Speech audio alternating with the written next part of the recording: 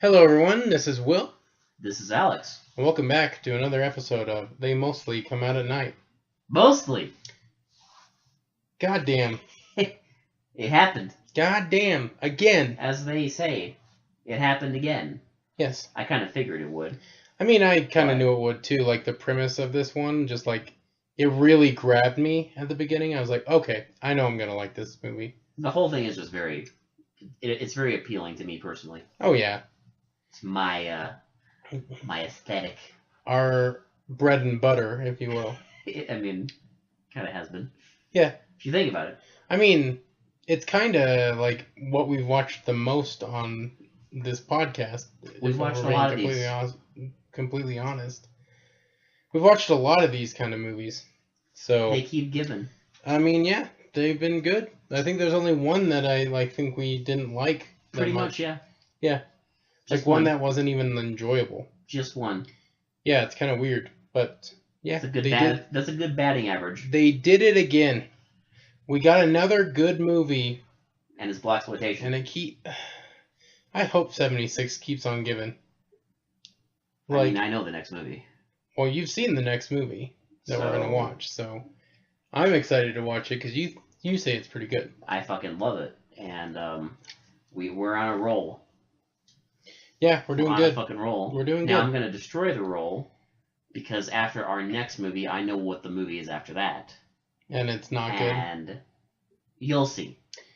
Well, like all streaks, they can't last. Okay, All winning streaks must come to an end. all winning streaks must come to an end, and I would say 3 is a pretty good average For this podcast, for how much shit we watch. yeah, 3 is a breath of fucking fresh air. 3 actual good movies. Yes, Yeah. that is refreshing. It's rare. I'm surprised. It's fucking rare. It is rare. Well, yeah. So the movie we watched tonight is JD's Revenge. JD's Revenge, Wow. 1976. What a blend of different genres that you would never think would work, but they work so well together. I'm actually a pretty big fan of this director. Yeah. I know Tarantino is a Mhm. huge fan of him as well. He's made a lot of blaxploitation movies and just a lot of like genre movies Yeah. in general. But this was like the one of his movies that I had never seen. I'd only like vaguely heard about it, and then I fucking loved it. Here we are. Here we are. We got JD's Revenge. I say we just get into it. Yeah. Yeah. All right. So JD's Revenge kind of starts just immediately, just drops you right into it. New Orleans, 1942. Yeah, 1942. So we get a man and a woman fighting over having a dispute over a baby, and one of the guys is saying like, "Oh, like you will like." He knows he's gonna know that it's not your. He's never gonna know that it's not his baby. And she's like, "Oh yeah, I'll tell him." And he just kind of gets like, "No, you won't, bitch!" Like, Yeah. super like aggressive. And he takes out a straight razor, and like just slashes her. As she's laughing, he like, just slashes her throat and starts bleeding. She screams, and we see a guy run up to her that we assume correctly is JD. Well, We don't know. Yeah. But like you will know. we will know. So actually, really soon. So he runs up to her and starts like he hears someone and he gets out a straight razor, and the guy just starts saying like murderer because he sees blood on his hands. He has blood on his hand and a straight razor in the other hand, so he looks like a madman. And then the guy who slashed the woman's throat shoots. Guns him Just down. guns him down. He spins around and drops dead. We should mention this is in like a meat factory. It's a slaughterhouse, yeah. It's a slaughterhouse, yeah. So he gets gunned down, and then we see their gravestones. I can't remember her name. Something Billy Joe, Billy Joe Walker, and And then then JD Walker. J.D. Walker. Yep. So that was JD, the guy that got gunned down. So we know now why he wants to get revenge. We just don't know how he's gonna get revenge. Oh boy. And my God, Yeah. what a ride! And that's literally like 2 minutes.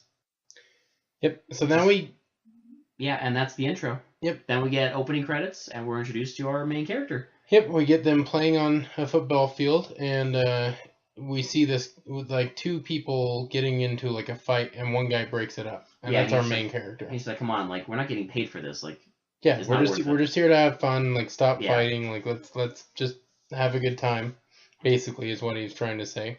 And we see him with his friends, and we see him with his wife, and we see that he's a cab driver. Yep. So he has to go to work, and then she gets a ride home from her friends, and he goes off to work, and then the next scene is her laying on a bed. She's like, he's studying to be a lawyer, and she's helping him study.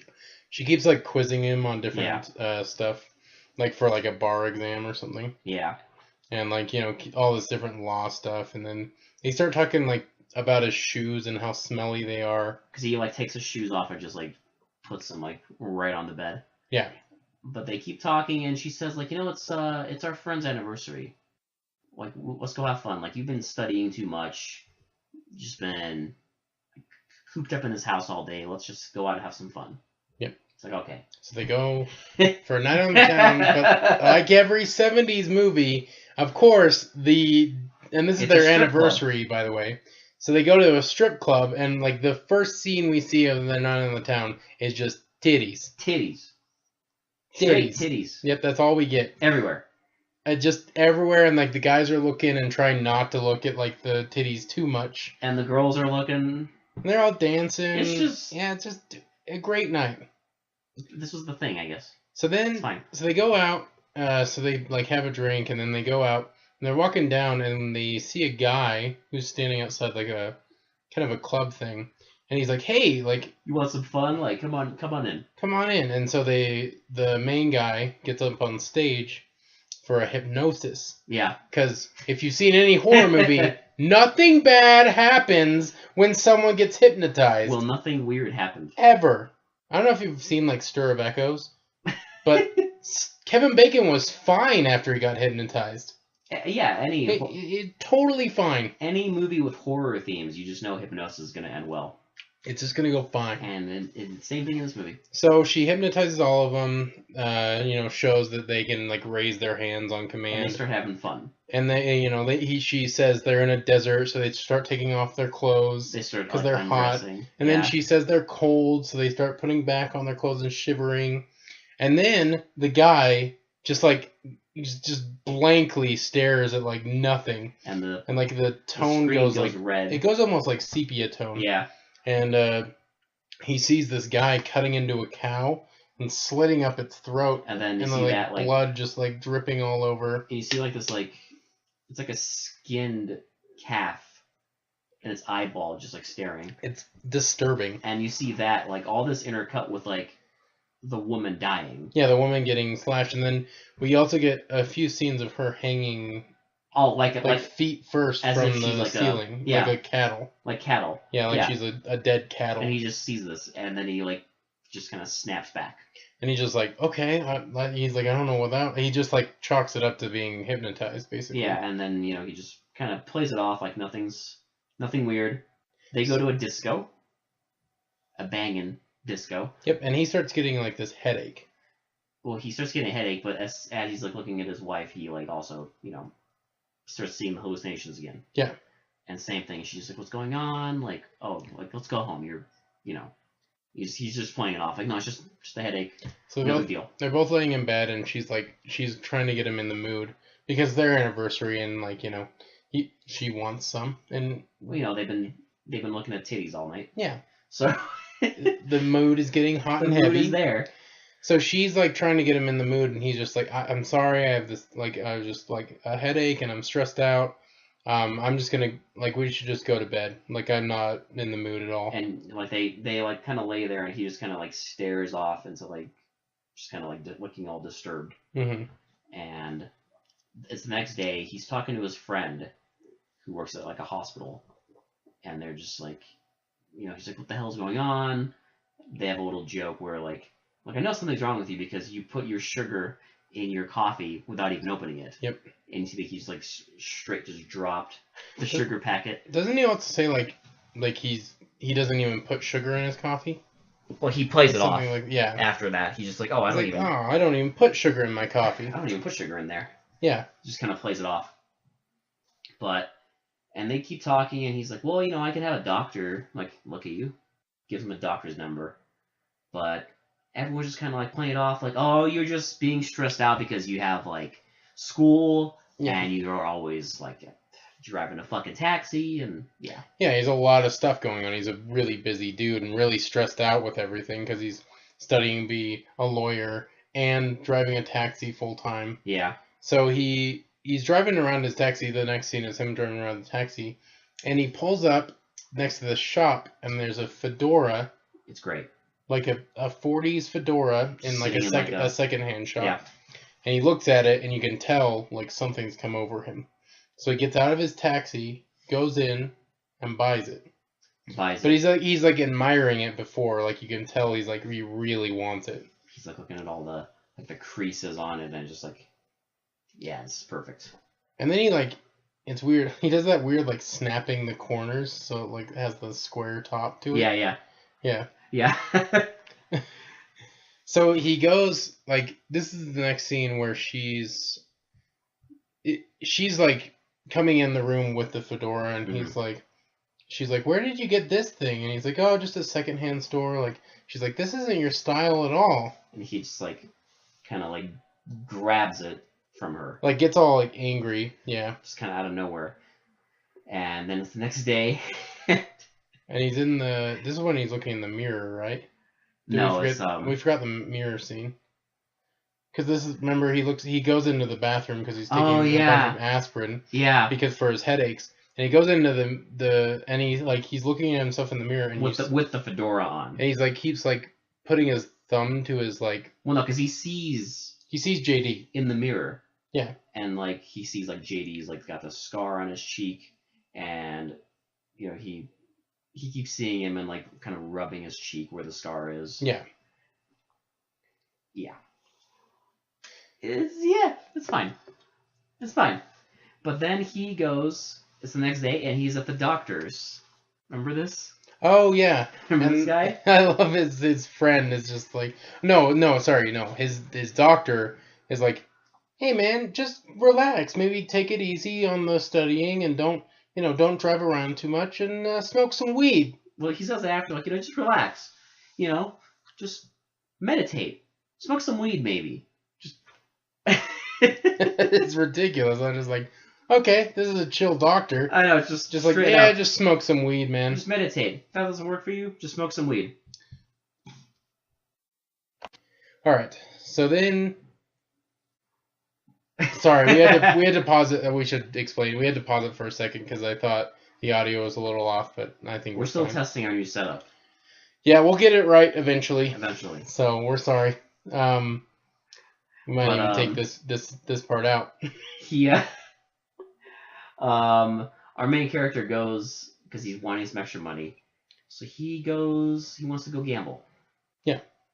And again, sort of like showing that he's starting to do things that he wouldn't normally do. So he goes to see his friend. So this guy knows Ike, the main character.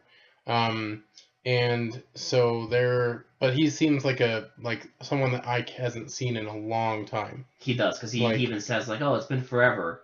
Yeah, he's like, do you want to like start pushing girls? Like, or do you want to get into that? And he's like, no, but I need to place a bet on the next race. And he's like, oh yeah, that's fine, and helps him place his bet. But it's just showing that he's starting to do things that wouldn't normally do. And then we get this insanity. He is at home with his wife, and he just kind of like she's sitting on the floor, and he comes in and he's acting different. Yeah, like not normal.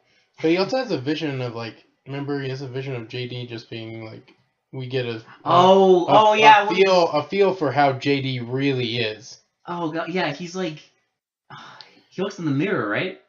Yeah. Sees him again. He sees JD again, but then we get this image of like JD like fucking his woman. Fucking his woman and being all aggressive. But and not like, just that. Like we see like JD like having sex, and we also see him smacking her around and like calling like people like racial slurs and just like being like just a huge asshole. Which I will warn you now, spoiler alert, JD is not a good person in this movie. No, this is not a redemption story. This is not a righteous.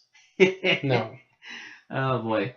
But he walks into the room with the wife and he starts getting very aggressive. Yes.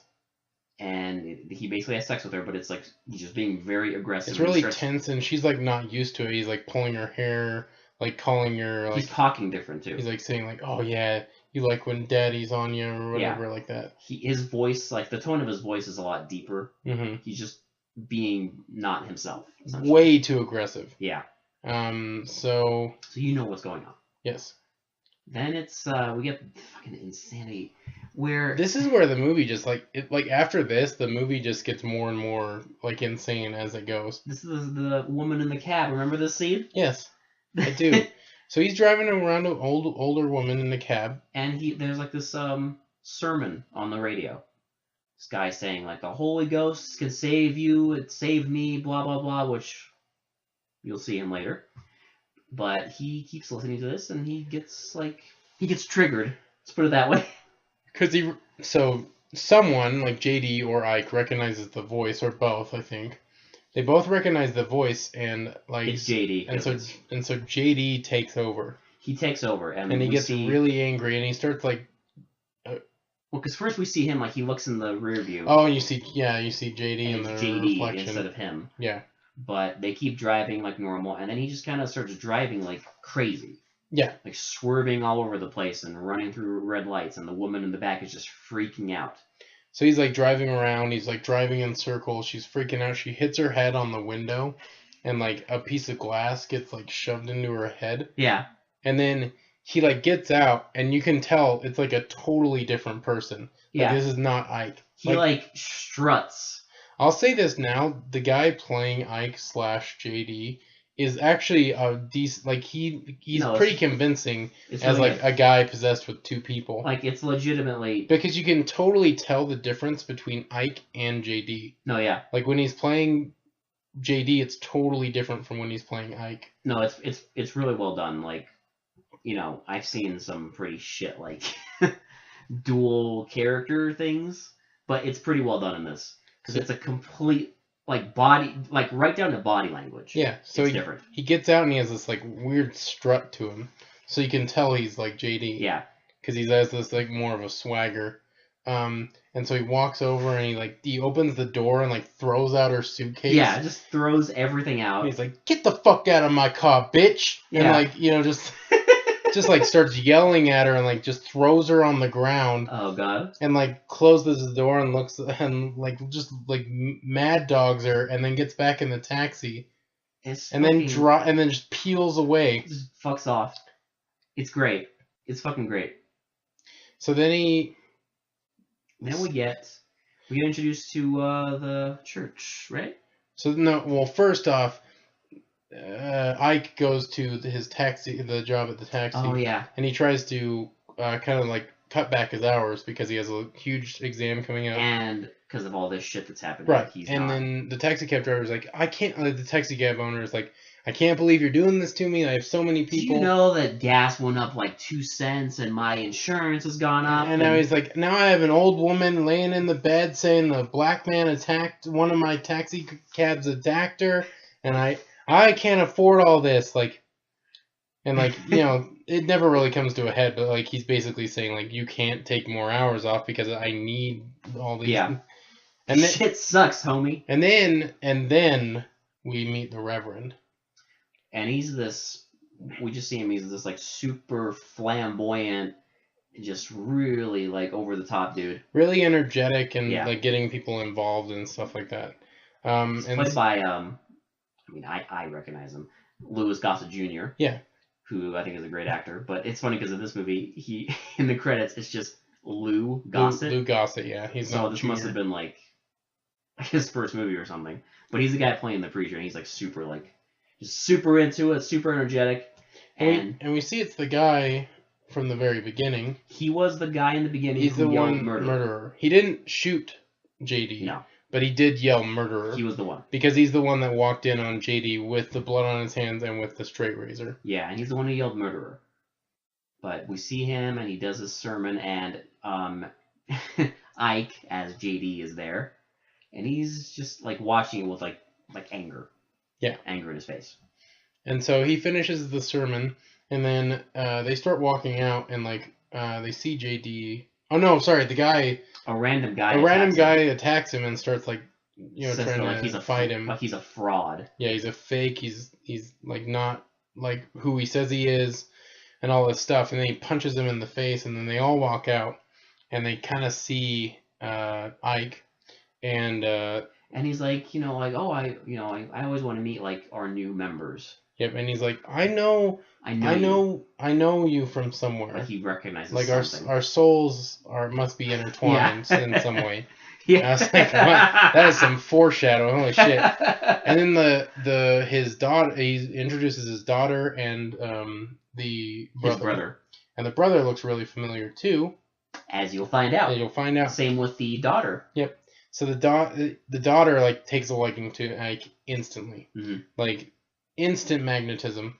Yeah. Because she's, like, really interested in him at the beginning. So they get in the car and they drive away. Now we get JD. He takes the cab and goes back to the butcher shop. We also get the scene where it's after this. Yeah. Okay. Yeah. So he goes back to the butcher shop where it all went down. Like, the first part all went down, and he, like, looks around, and he goes back into the room and where you see a little more like a little more details. Like, yeah. It's more clear that, like, whatever was happening, it was the woman was threatening to tell this guy something about a kid. And she got killed for it. And then JD got killed for being framed for the murder. Yeah, and then he, like, walked in, bad time, like, saw it happen and all this stuff. Yeah. Because he walked in on them arguing about the baby. Yeah, you see him, like, he's, like, walking down the hallway of the slaughterhouse, and he hears it. Yes. He hears them arguing about some baby. And so then he goes out, and he kind of freaks out and goes back to the house. He gets drunk. Yep. So it's like 6 o'clock. He tries to be quiet, like, walking in, because the girl's asleep on the couch. His girl's asleep. Her name's Chris in the movie, or they call her Chris. Her name's, like, Christina. Yeah. But she's asleep on the couch, and so he walks in, tries to be quiet, knocks over a bottle. She wakes up, and she's like, "Where were you? I was so worried about you." And she's like, "Oh, what the hell? You're drunk." Because he's just, like, kind of, like, looking away in shame. And so it's not Ike at this moment. You can tell because he has that, like, swagger to him. Yeah. And he's kind of more like a mean, like, aggressive tone. He's always, like, snarling his teeth, and, like, tone of voice, everything's totally different, and he just gets, like, super aggressive, like who do you think you are? Like, tell me what to do. Yeah, you don't. My bitches never tell me what to do. I should have you out on the streets. And, like, pushes her on the bed. And he punches her, like, and then, like, just straight. Literally throws her out of the apartment. But it's great because after he throws her out, like, you see, like, the two, like, sides kind of, like, fighting. I love this scene because it's like he's like going through the house and, like, smashing everything, and then you see a little bit of Ike because he's, like, crying. Yeah. And, like, he's grief stricken. Try to fight it. He's kind of grief stricken because he knows in that moment, he forgets afterwards, but he knows in that moment what he did. Something happened. And so he's, like, all, like, trying to fight JD, but JD takes full control. Yeah. And just knocks everything over. But we see that she leaves him. Yes. Because we had a scene where he's on the phone talking to her, and she's with her friend, and she's just like, I don't understand. Like, you tell me you don't remember doing this, and he's just telling her, yeah, he's like, I'm sorry, I don't, like, he's trying to apologize and, like, trying to, like, understand what happened. Yeah, but he can't remember doing anything. Now, this part is a little weird in a different way, because he goes to his friend to talk about, like, these visions and, like, how he beat his girl and, like, his friend's just like, oh, it's no big deal. Well, his friend's like, oh yeah, well, like, guys just have to let out aggression sometimes. I'm glad you did it. Like, it's like, you've been kind of a pussy, so. It's kind of weird. Like his friend's just like totally okay with him beating this girl. I mean, I guess that's 70s mentality. I Sort mean, of. they kind of play around it later because later in the movie they're like, you know what? No one listened to him because he would tell everybody like, oh, something's wrong, something's really wrong with me. Everyone was just Right. like, it's fine. But his friend would know at this point, like, No, oh my god, like this guy's not aggressive at all, and he just beat the No. hell out of his. he's just like, He oh, beat you the know, shit out of his girl, and he's like, oh yeah, it's fine. you've been kind of a pussy, so you know it's fine. It's probably the only scene in this movie that I probably don't like that much. Yeah, But I mean, I kind of understand why it's in there, but Yeah. like, I'm not the biggest fan of it. yeah, Just because he's totally justifying that his Yeah. like calm friend beat the Mhm. shit out of his girl. even though like Ike isn't like being. Ike's not aggressive at all. Well, also he's still being like, it's not right. Like I wouldn't. Yeah, because Ike is trying to Even though he can't remember it, Ike is trying to say like it's not right that I beat Chris. and you it's know? like I can't remember doing that, and I would never do that to someone I love. Yep. So then we get a scene of Chris sitting with a guy, and they're talking about how. So the guy's asking her questions about like who Ike is. Like, do you really know him? Do you Like, know who? like, do you why know who he would is? do Why this? would he do this? Yeah. And like she's like trying to be like, well, Ike wouldn't do this. Like that's the thing Ike never has. Ike never like is this kind of person. Yeah. And he's like, I thought you weren't like I roaming thought you- around with yeah. those guys that beat girls and Yeah. stuff like that. I didn't know you go for like aggressive guys like that. And she. And she's like basically like, oh well, my parents told you to talk to me because you're my ex and you're a cop. Yeah. So he's like doing his own little investigation. It's her ex-husband, and he's a detective, and that's why he's talking to her because her parents are concerned about her. And you get the impression that he's going to be following Ike around, which is what happens. Yep. But then we get a scene of Chris getting on like a trolley. Yeah. Yeah. And Ike sees her And gets on with her. and like runs up to her and gets on with her, and he tries to like explain that he still doesn't remember what happened. And like, in this scene, like, it's still himself. yeah. Like he's very like confused and he's remorseful, and just telling her like, you know, I'm sorry, I can't tell you what happened, but just please like forgive me. And she doesn't. She doesn't. She just tells him like, She's I like, can't until you work on yourself and like get learn- like all this sorted out. yeah, like I can't be with you because I can't take this. And so he gets off the trolley and snap back to JD, like just almost instantly. Yeah. Because you can tell his whole tone Yeah. and his body language completely changes. So now he goes to get to kind of confront the Reverend. Not yet.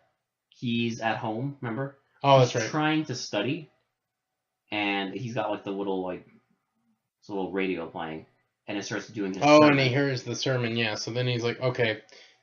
And so he goes. And then he starts like fighting like kind of the urge, the inner because he's like demon. He's like trying to fight it off, and he's like almost like breaking out crying, but then he like grabs this like little pamphlet that has the Reverend's face on it and just writes revenge on it. Down it. Yeah. And then he goes to the church. And he watches the whole sermon, and the daughter gets like close to him, And it's like, maybe you can give me a ride home. and he's like, "Oh, you live with your daddy?" It's like, no, I have my own I place. have my own place, and I can take care of myself. And like the Reverend's walking out, and she's just like, "Oh, he's gonna take me home," And he's like, okay. "That's fine, that's fine." But the other guy is being like kind of like The brother is being like, like apprehensive. he's kind of like weirded out about Ike. Yeah. Well, Ike/JD, but Yeah. they don't know he's They don't know JD yet. yet. But He gets. They all go their separate ways, and there's a scene of. Oh, the Reverend and the brother talking. And he's just like, I don't like that guy. And like. And he's just like, it's okay. All like men are God's children or something. And the guy's like, he's just like, you're starting to believe that like jive talk bullshit of yours. And he's like, He's just some fucking like. He's just some fucking bum. Like he's probably on something. Well, and he's like, I handle the business side of this operation, and you handle the pushing and like the lying to all these people. Yeah. Basically, like saying like he's basically just like a false prophet. There's a line I liked a lot. Pimping God's consciousness like a cheap whore. Yeah. That's what he tells him. Basically, he's saying the Reverend's just this false prophet. He's like, don't forget who you are. Like, yeah. Who you really are. But the Reverend's just like not having it. He's just like, no, everything's He's good, everything's fine. He's 100% believing the Kool-Aid that he's, telling everybody. Yep. Then we get a scene of JD and the daughter in her living room, and they don't fuck.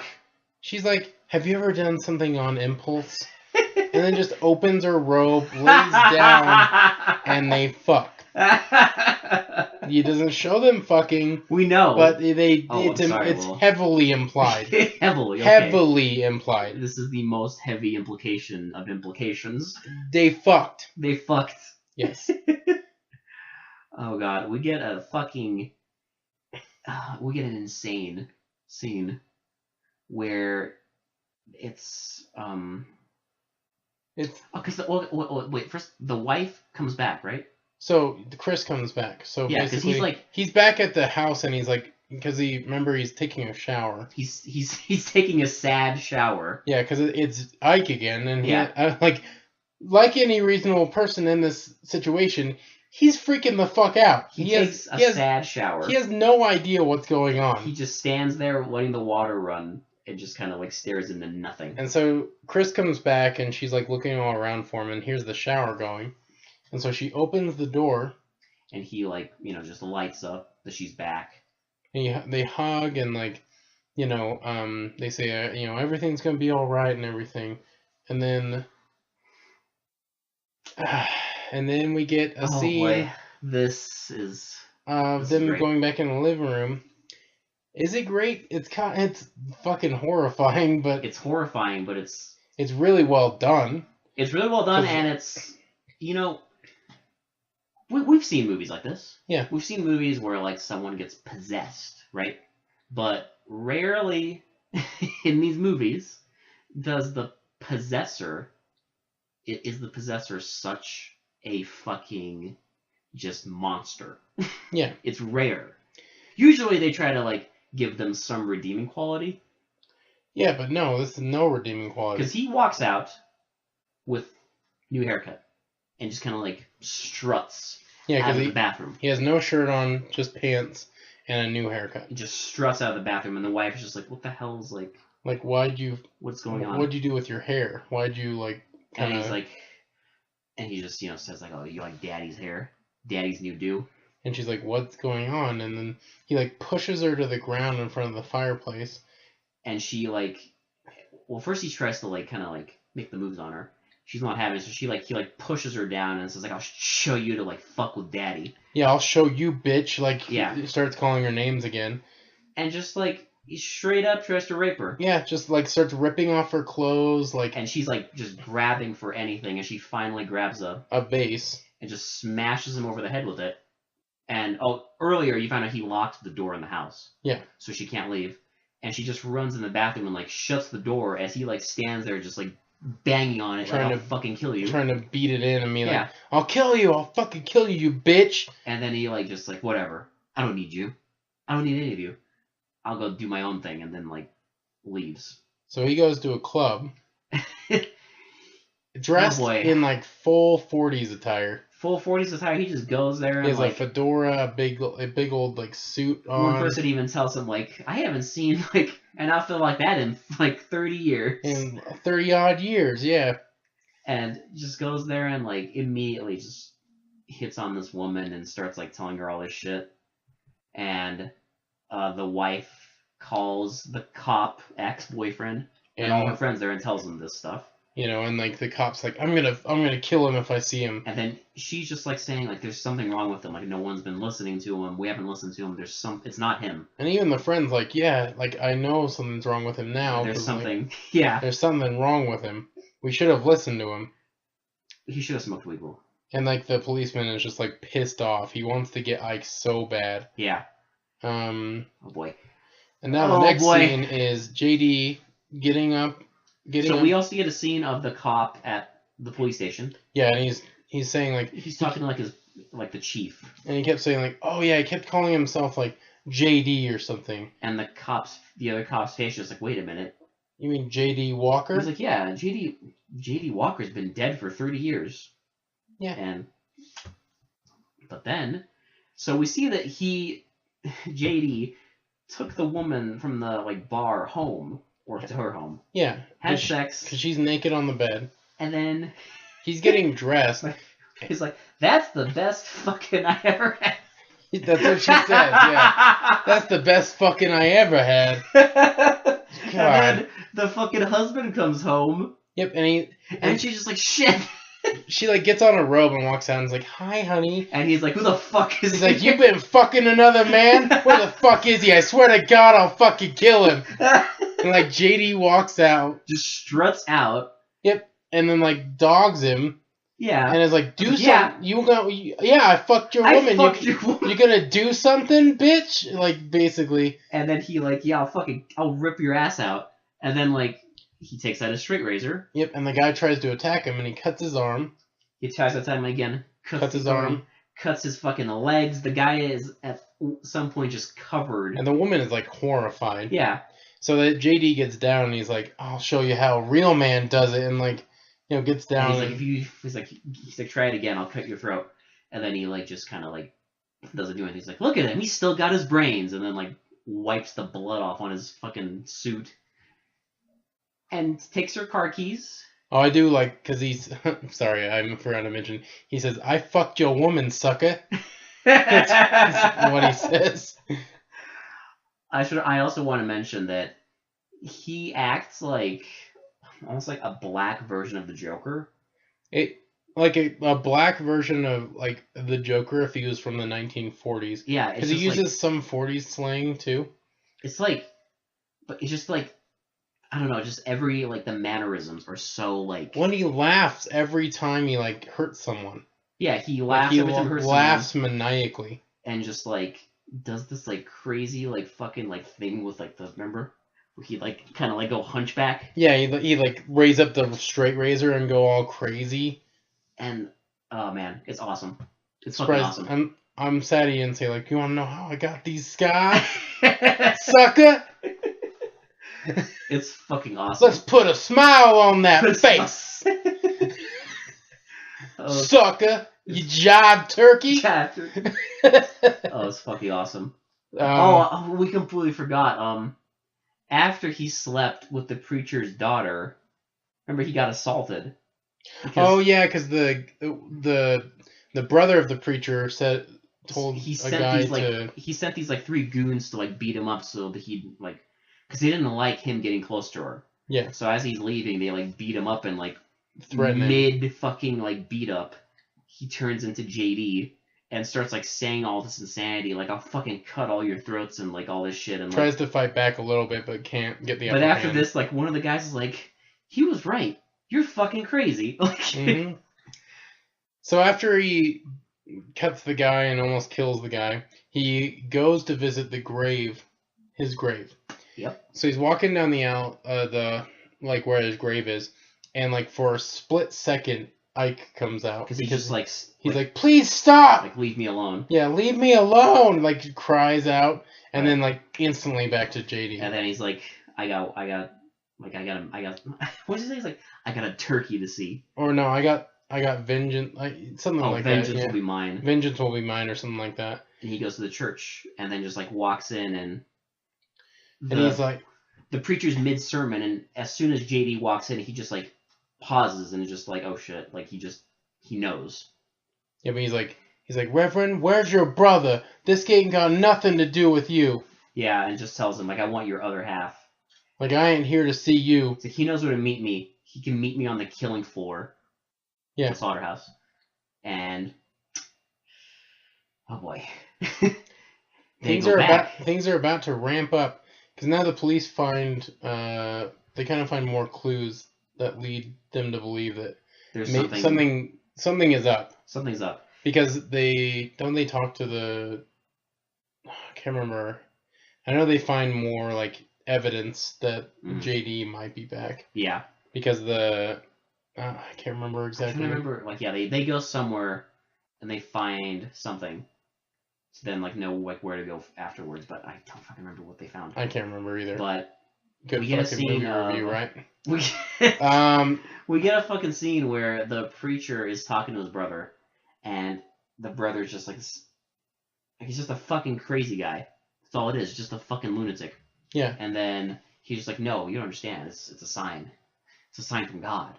Like, he put JD's spirit in there, and I have to go save him. JD is possessing Ike. And I have to save him, because only a man of God can save him, and I have to save him. And the guy's like, the brother brings a gun, because he's like, no, there's only one way to deal with this. And they go. Oh, so we also get the full flashback for this.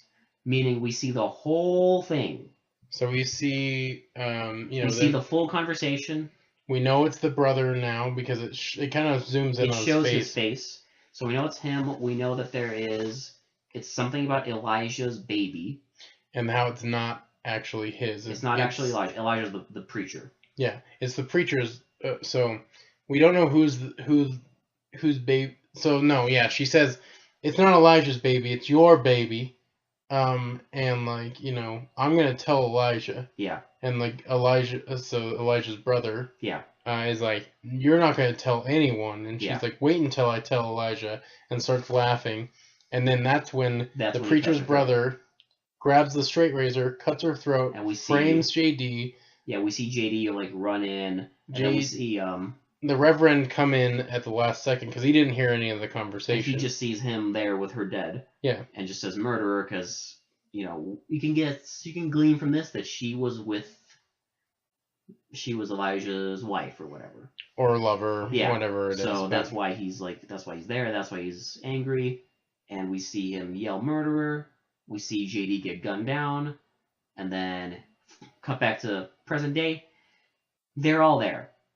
They're all at the killing floor, as JD says. Yeah. Which is the slaughterhouse. And they're all there, like, looking for him, and the preacher's just yelling out, like, where are you? Like, we can talk this out. Like, I want to help you. And then he's just, like, yells after him, like, out of the shadows. Just like, why the hell are you here? Like, I told you I just want to talk to you, brother. Yeah. And also, the daughter comes in. Yep. It's just, everyone's there. And then, like, JD finally confronts the brother and is like, you framed me for... He's like you saying, killed my sister. Like, tell him the truth. Yeah. And like, tell him about Bobby Joe's baby. He basically reveals everything, and then the brother is like, I had to kill her. So she was like, good for nothing bitch, and I had to kill her. And then... So it's revealed that so the daughter of the Reverend is actually the daughter of his brother, and they were having an affair, and then so he killed the sister because she didn't want to be with him. She wanted to be with Elijah. Sorry. Yeah. She wanted to be with Elijah instead of the guy, and like hated the brother. Yeah. She loathed him. Mm-hmm. I don't even remember why they got together, but so she loathed the brother and wouldn't want to be with him, and he's like, I had to kill her. She was a bitch. She wouldn't want me. She was disgusted by me. You. And you're nothing. Yeah. I fucking made you. Like, you'd be nothing without me. Remember where the fuck you came from. You're nothing. And just turns into this massive confrontation. So he tries to shoot JD. By the way, who JD is in full madman Joker mode. Because he's holding his straight razor up and is waiting for someone to come at him. And then once they start fighting, he just starts egging them on. Yeah, he just starts he's like, kill him. And so they all so the Reverend gets the gun from the guy, and they all start struggling with it, and the daughter starts struggling with it, and it goes down in between the three of them. And you don't see who. And you hear a gunshot. So you know someone got shot. And then the brother falls down dead. And the Reverend is just completely grief-stricken because he just killed his brother. The one who shot him, yeah. He just killed his brother after all this stuff is revealed. Also, right after this, you see Ike kind of just collapse, and almost the spirit of JD left. Because he finally got his revenge. He got his revenge. Yeah. So it's gone. But the cops show up. The detective comes in there, beats him up, and is threatening to kill him. And the chief comes in at the exact right moment and stops the policeman from beating the shit out of Ike. Yeah. And so they all go back to the jail and like Mm. they're questioning Ike, and he doesn't remember anything. Like Yeah, he doesn't no. remember any going to the slaughterhouse. He doesn't remember like anything he did, and so they don't have any evidence because he doesn't remember anything. We also get a scene of the preacher going back to his church, And he's and he like beats up like a fucking like poster of himself. He smashes his poster and then goes in and prays to God for forgiveness for forgiveness for what and, he's done. like...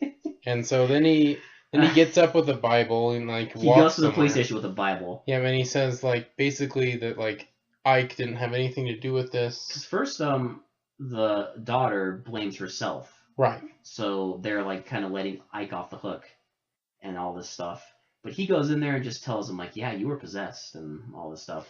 Well, he also says to the cop that he didn't know who pulled the trigger. Like it could have been his brother that pulled the trigger himself. No, he did say that my brother pulled the trigger. Yep. And shot himself. And the chief is just like, sounds good to me, because at this point, I don't think the chief can make heads or tails of anything. At this point, it's like, whatever. And he's just like, you know what? Fuck it, fine. He pulled the trigger himself. Yeah. I think that's hilarious, though. So everyone gets off. I think that's hilarious, though, because at the end of the day, it's like the fucking preacher couldn't tell him the truth. Nope. That he shot him. He still lied. So he goes there and is like, talks to his fake daughter.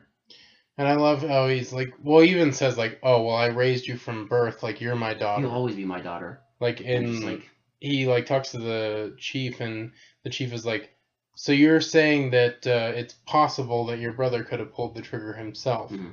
And the preacher just like kind of like pauses for a second and is like, yeah. Yeah. He can't even. Yeah, he can't even say. He can't that he pulled the trigger. Because he's not He ain't a good man. And then they all walk out of the police station. Oh no, sorry. Ike is reunited with Chris. And everything's like. And you think and everything's hunky dory, and like Ike is like basically like, well, who knows if this will happen again? How do I know that JD's not still gonna possess me? Yeah, earlier he was talking to the preacher. He's like, are you saying I could just like be walking down the street and some fucking demon will just possess you? And the preacher basically just says, yeah, that could happen. It happens. You'll have to live with this. You have to live with it. Like, you're a conduit. Deal with it. Deal with it, homie. Don't get hypnotized. And so they all go out of the police station, and credits. Credits. That's it. JD's Revenge. JD's Revenge. What a fucking movie, man. This is wild. It's crazy. It blends, like, so many genres. Yeah, it's a thriller, like, crime drama, blaxploitation, horror. Yeah. It's just... supernatural, like, just everything. Yeah.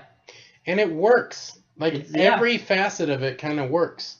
Because there's some pretty, like, horrific scenes with, like, the visions of, like, the cattle getting cut open and, like, blood everywhere. And all the weird sound effects. Like, when he, like, sees him in the mirror, he, like, even shatters the mirror at one point. Oh, yeah. And you see JD's reflection in, like, the shattered glass.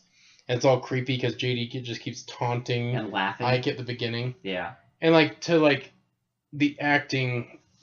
I'm sorry, the guy who played Ike / like JD it's great. Is actually a pretty decent actor because he walked that line from playing this like straight normal taxi driver and it's believable and like the Joker. Because not only that, it's like that normal Ike is like a pretty like normal likable stand-up guy, and then just fucking he plays 180. He plays polar opposites. Yeah, they're completely different. And that could have been like with another actor. That could have been so shit. Yeah, it could have been. It could have been way shit. It could have been just absolute shit. Yeah. But man, it works. It fucking worked. It works really well. And I don't know, the whole movie itself just works really well. It's colorful. Like, I don't know, I love the visual. I love the look of the movie.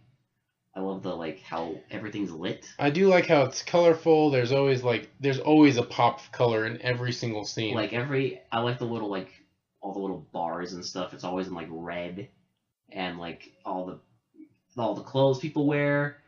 It's one of those movies that are like they're really good at like placing colors in scenes. Yeah, no one really wears like black. Yeah, like everything pops. Like the Reverend does, but like everything like pops. But even his church, like the whole like the walls and like the lighting is like very colorful. Even when JD like walks around, he's in this like orange suit with like this pink shirt. And like a yellow tie. And like I also like his fedora's like sideways. but it's always framed so it's like his eyes are like in shadow completely, and you just see his mouth.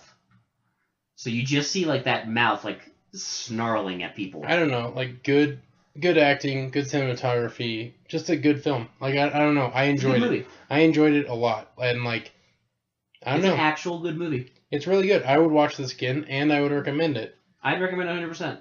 I don't even need to think. So our kind of final thoughts, but this is pretty obvious, but we're doing the rating system, remember? So shitty to pretty. And I would rate this above pretty because I don't think this deserves to be on our podcast. Since it is, I'll say this. I just to be slightly nitpicky, I'll give it a 9. Maybe a little tweaks, but honestly, just watch it. It's good. It's entertaining. I don't know, like it's a good film. It's an actual good movie. So I give it a 10. I mean, a 9 is fair because there is that one scene that I didn't. For me, it was just like I think the ending is a little abrupt. Yeah. Just a tiny bit, but not like too much. Yeah. No, I'd they maybe added like 1 extra minute. Like just a bit more of explanation, or like just a bit like something. It's not really confusing, but it's like it'd be interesting if they shed more. Like it's not confusing or anything. Like I mean, I get it, but just maybe an extra minute of just something extra, and I'd give it a 10.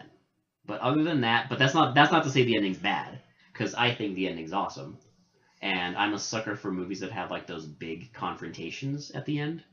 I do too, where like everything's revealed. Everything and, like, builds there's up. That big twist and like. And then like everyone's there, and there's just like the whole movie builds up to this, and then like how he just basically laughs maniacally as like this family. He basically tears his family apart. Yeah, and that was his revenge. Think about it. That was his revenge. It's great. That's what he wanted because they tore his family apart. Yeah. He's turning their family apart. And it's even better because it's like you're all scum. There is literally like Ike when he's not possessed by GD and Chris are the only two. Yeah. Well, his friend is decent, but like his friend also tells him that it's okay to beat women. So I don't know. but like I feel like Ike and Chris are the only like relatable like good people, likable good people in this movie. Yeah. Ike just wants to fucking become a lawyer. Yeah. And just drive a fucking cab. That's it. And Chris just wants to be his lover. And there's nothing. And they want to go to strip clubs. There's fine. Nothing wrong with them. But, shit happens. Yep. Sometimes you just get possessed by a vengeful ghost. A fucking Goomba. A vengeful Joker ghost. It makes you act like the Joker. Yep. So moral of the story, don't get hypnotized. Ever. Yeah, if you're with your honey and you're walking down Bourbon Street in New Orleans.